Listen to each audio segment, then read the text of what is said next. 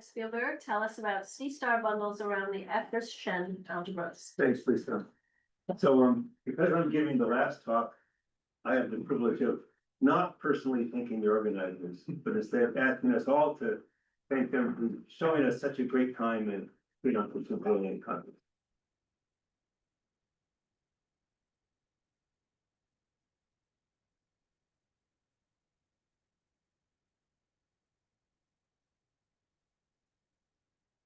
So, let me remind you what the Effros-Shen algebras are.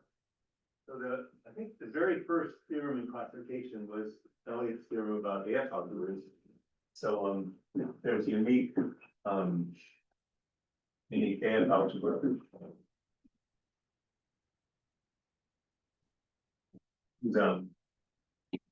I'm E sub T.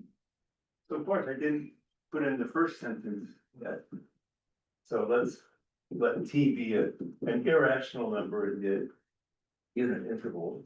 So there's unique AF algebra whose Elliott invariant. Maybe I should try to use half the board. So we have Z plus TZ. Of course, that's just Z squared.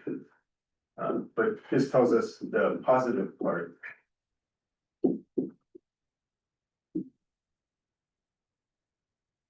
And the number one for the. Okay, so we already know that this algebra exists. And so Effros-Shen explicitly constructed it. Should be that word. Okay.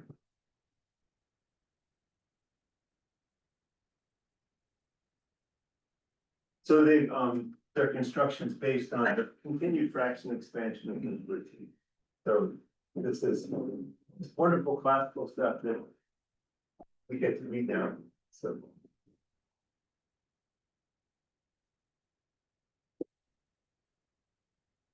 the numbers xi are positive integers. And it's a unique expression. There's only one way to do this. So we let the usual notation is say we take finitely many of them.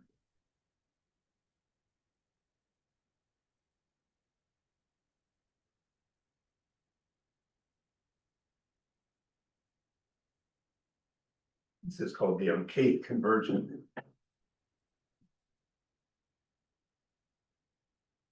And that's of course a fraction k over qk. And then there's a recursion for the pk's and qk's. In particular, the q's are all that really matter for the construction. So we let q0 be 1, q1 be the first partial quotient x1, and then in general k should be xk times qk minus 1 plus qk minus. So if you've never actually gotten a chance to read about continued fractions, which you can find in millions of places, and it's quite wonderful to see how all this is put together. It's very old stuff. So where did I leave my sheet? I don't think there's anything funny to worry about. So we build a Bradley diagram from this, really from this data. So we have vertices V1, V2, 3. So we put use these numbers to say how many edges there are going between these two vertices. And then we have another row, the U2, U3, and so on. And we do a kind of alternation. And this is the picture photo to the right. So it's easy to check that if you look at say, oh, so I should say I've drawn this as if it's a directly graph, even though it's a Bradley diagram. But of course, you could use either picture. If you want to think of this as a graph algebra, then you would have to compress by the projection at the initial vertex. otherwise people should write a diagram. So if you look at the paths, let's see, so I'm calling this, diagram or graph F sub t. If you look at the paths in F sub t from V1, say, to Vk plus 1, and count how many paths there are, and do the same thing out to UK plus 1.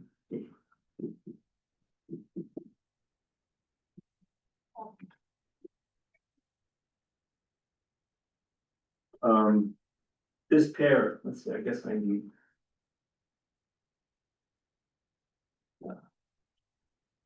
Okay.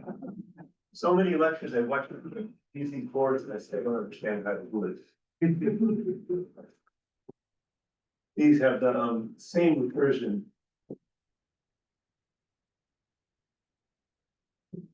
As the pair QK and QK minus 1. This just comes by counting how to get from, say, VK to VK plus 1 using paths to get from V1 to there. So it's an elementary thing to check. And so what does this tell us? And I see the trick with using half boards. Oh, well. Let's still see the diagram a bit. This tells us that the you look at the 8th stage.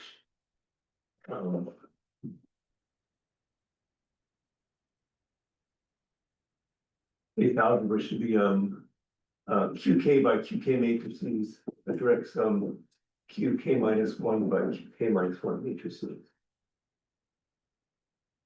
And if we take we get our algebra BT. That's the union.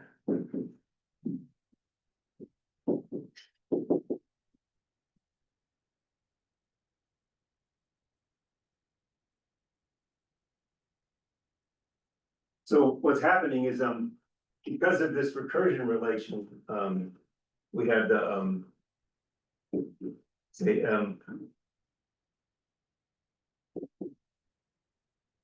we want to go from one level to the next.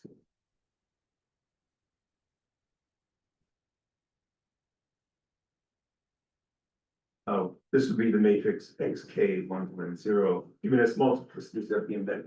This is the usual way of defining an AF algebra. And then what Effros-Shen did is they compute the positive cone.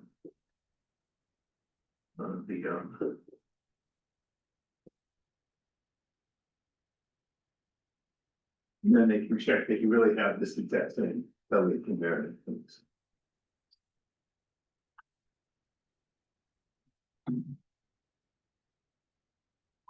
So this BT really is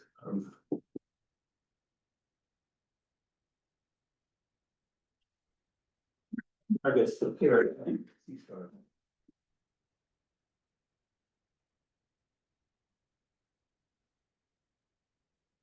Okay, let me just squeeze in here a remark.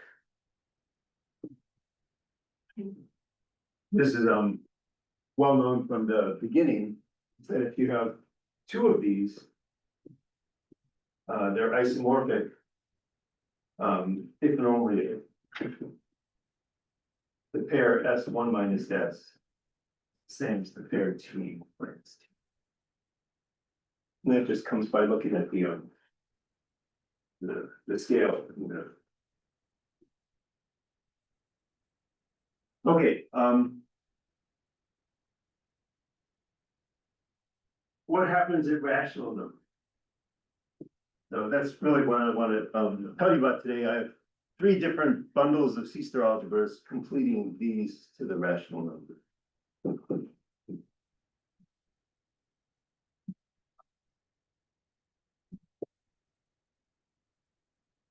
Give or take endpoints, not important. So that's mostly what I want to tell you. So let's look at the first one. Start on the back. I can't. There's a complicated picture I had to put up and I didn't want to distract you with it in the beginning, so. No. Thank you. It wouldn't help.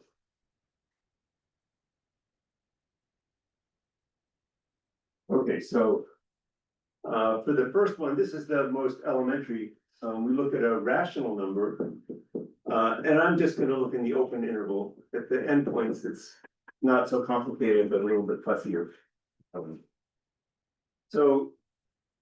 Classically, there are two different simple continued fractions for a rational number, so we can write t. So it'll be a finite continued fraction. And if we assume that we choose it with xk bigger than 1, because we can always subtract 1 from that last. So this xk we can decrease by 1 and then put 1 as the final coefficient. And the point is that 1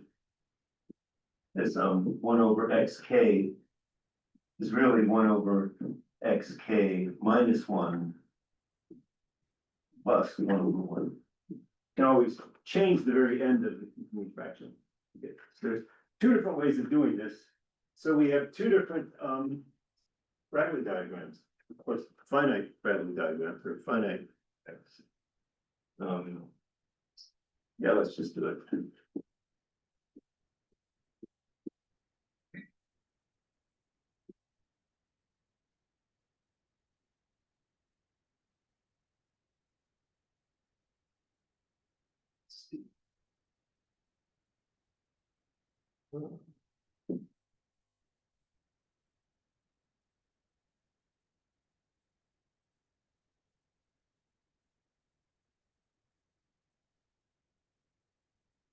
One.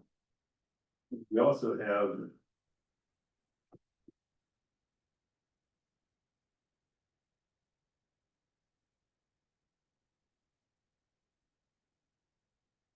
eight eight plus 1. And now we're doing one fewer edge there. And we go one more. Oops.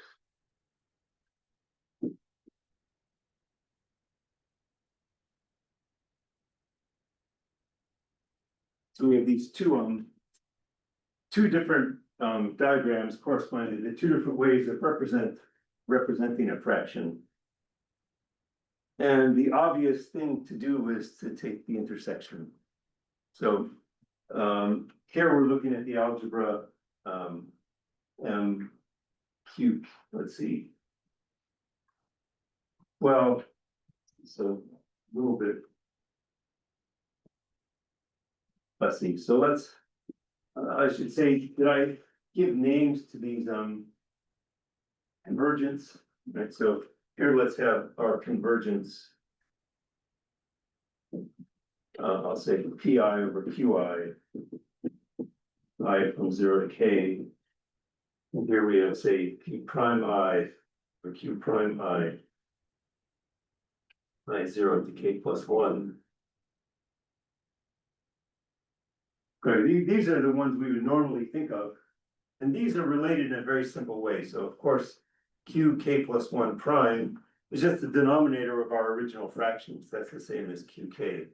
But qk prime, the penultimate one, is the difference between qk and qk minus 1. So on the one hand, our algebra here is mqk direct sum mqk minus 1. And over here, I'll write this in a backwards way. We really have mqk minus qk minus 1 direct sum m. We work out how it turns out. So if we intersect these two graphs, we're really deleting the top edge in these last two here and deleting this final square in the piece here. And so if we call, let's see, did I give names to these in my notes? Yeah, I didn't, but what I I decided to write is FT, when T is rational, would be this intersection. So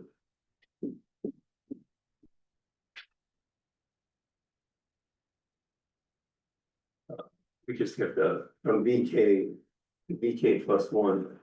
Now we have X of K minus one edges.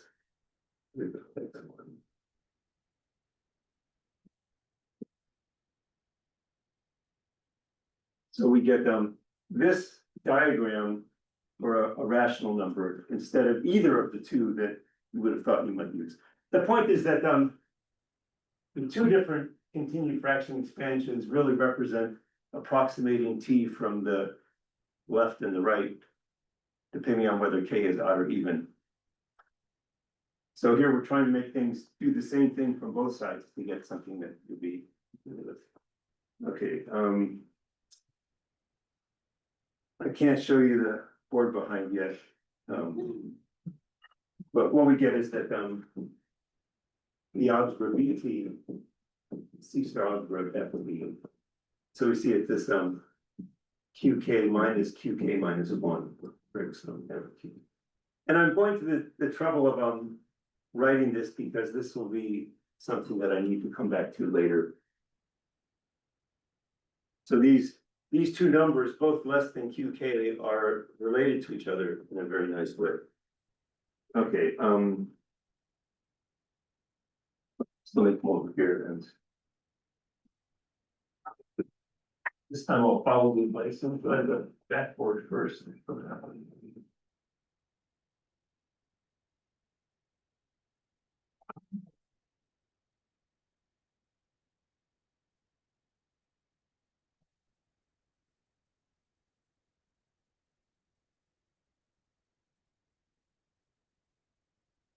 Okay, so here's our first theorem. So now I've actually defined an algebra for every number in the interval. So we look at this collection BT. About not worrying about endpoints. And the theorem is that this is actually a continuous C star line.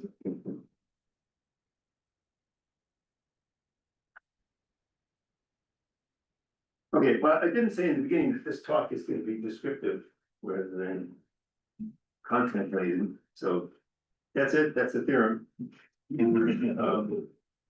I have a question related to this, which is when you have a continuous bundle or an upper semi-continuous, it's called the script. The section algebra is the C star algebra of interest, and I have no idea what this looks like. This rings a bell to anybody? Yes, please. And one more. I'm calling this a theorem. It's not as complicated, but I've chosen an algebra at rational numbers. So is it a sensible choice? Does the algebra remember the number T? The sort of the least you could hope for. And the fact is it does. So for S and T and rationals in the open interval, BS and BT are isomorphic if normally if S and 1 minus S are the same as T. So either S equals T or 1 minus T, just like for irrational number. Okay, so that's the basic story for this simplest way of making a bundle out of these algebras. So now second. So this is really what is called the Boca-Bundici algebra.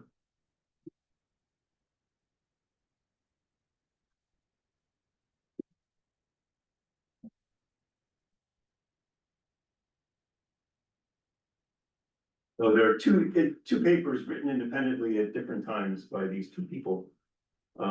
Boca is more from the C star algebra point of view, and so I'm going to describe it in his way. And it comes about by looking at what he calls the Pascal triangle with memory, which he took from a physicist article about the mathematics of the Riemann hypothesis and life, the universe, and everything. Anyway, so here's the Pascal function. I guess I should put it up.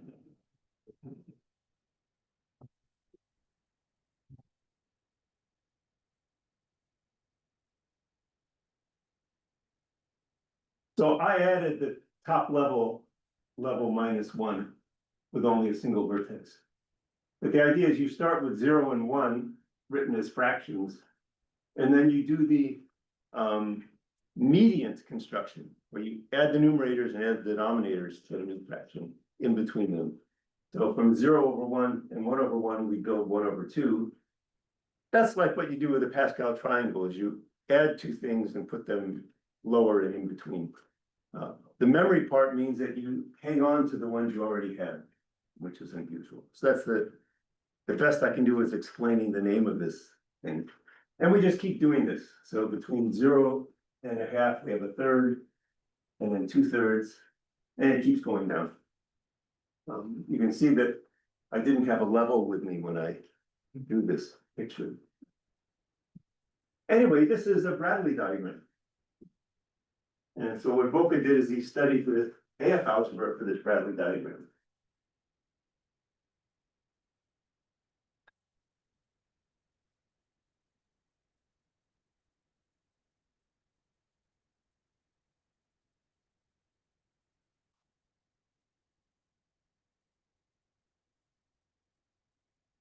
Let's call this a diagram omega.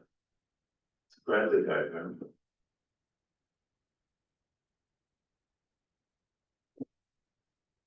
And what do we say about that?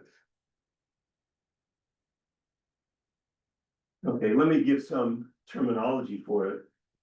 So at level n, there are 2 to the n vertices. Let's see. There are 2 to the n plus 1 vertices. We label them, say, n comma I. 0 to 2 to the n. And we have R of ni q, that rational number, at the vertex of ni. That's what I've drawn here is R of ni. And let's see, so as an AF algebra, so at the vertex ni have well, let's see, so I should say that we write this fraction R of ni in lowest terms as P of ni over Q of ni. And then in the AF algebra at the vertex ni, of course, we have a matrix algebra and it has size Q of n. And this much of Boca's paper is citing what feels like folk theorems from the 19th century or earlier. So something like this is just a matter of checking in the diagram that this is what seems to happen. But in fact, you can write down careful proofs. In fact, that was necessary for me to sort this out. Anyway, I'm going to write down C, the C-star algebra, this Bradley diagram. This is the AF algebra. Now, what does Boca observe?